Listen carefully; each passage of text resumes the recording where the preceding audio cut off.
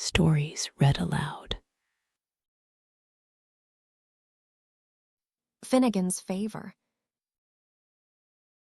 Finnegan, a little green frog, pressed himself flat under a big hosta leaf.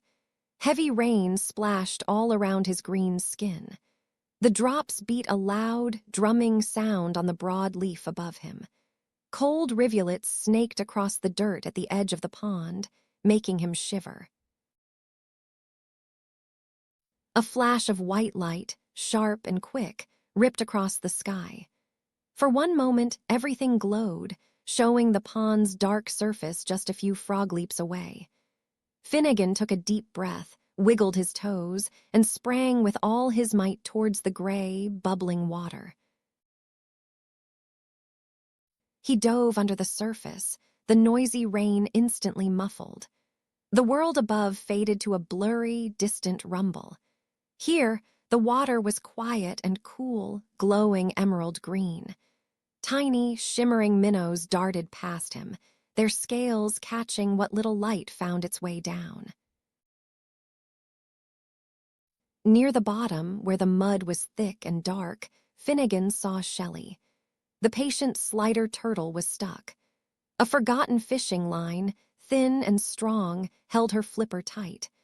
The line was wrapped around a gnarled, submerged tree branch, pulling Shelly back.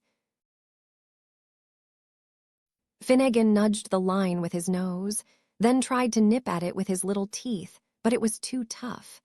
His mouth slipped off the smooth string. He pulled, but it wouldn't budge. He looked toward the deep shadows under a pile of dark, uneven rocks where Clinch the crawfish made his home. Finnegan swam closer to the dark crack in the rocks. He waited. A sharp, red claw twitched from the shadows. Clinch peeked out, his beady eyes watching Finnegan. Then, with a soft click-click-click, Clinch scurried deeper into the stony darkness, feeling shy. Finnegan understood. He needed to show Clinch he was a friend. He moved away from the rocks and carefully searched the mud nearby.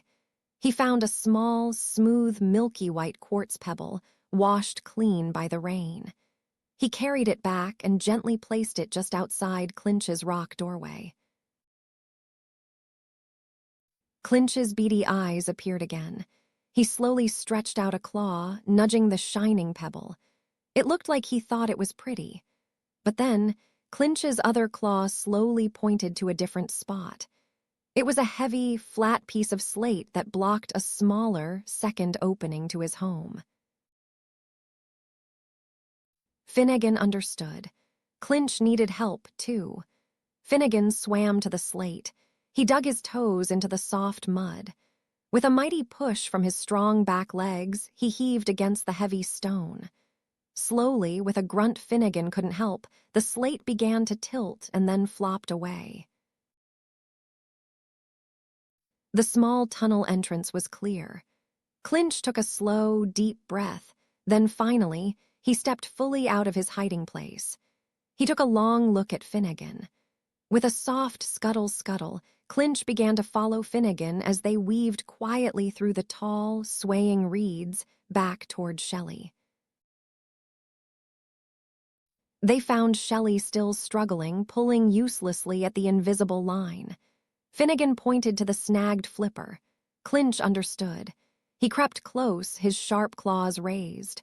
With a quick, precise snip, Clinch cut the thin fishing line. It was so fast, Shelly barely blinked. The fishing line coiled away into the water, now harmless. Shelly pulled her flipper free with a grateful twitch of her tail. She turned her head towards Clinch. The shy crawfish, for the first time, stayed in the open. He held his claws high, a quiet pride blooming in his heart. Finnegan watched them, a small puff of bubbles escaping his throat. It had been hard to ask for help, even harder to trust someone who didn't want to be found. But now, Shelly was safe because they had worked together, even shy Clinch. The three friends began to swim upwards, towards the blurry patch of light. As they broke the surface, the noisy rain had softened to a gentle drizzle. Little ripples spread out from their heads. The air felt cooler, no longer harsh, and a soft light started to break through the clouds. Then a warm, golden shaft of sunlight broke through the clouds.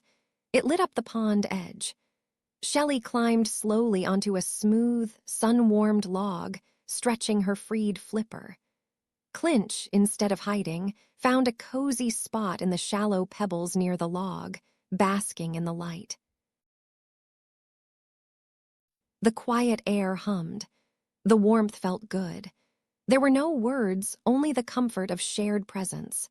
Finnegan stretched his neck, filled with peace from the sunshine and his new friends. He let out one deep, contented croak that echoed softly across the calm water.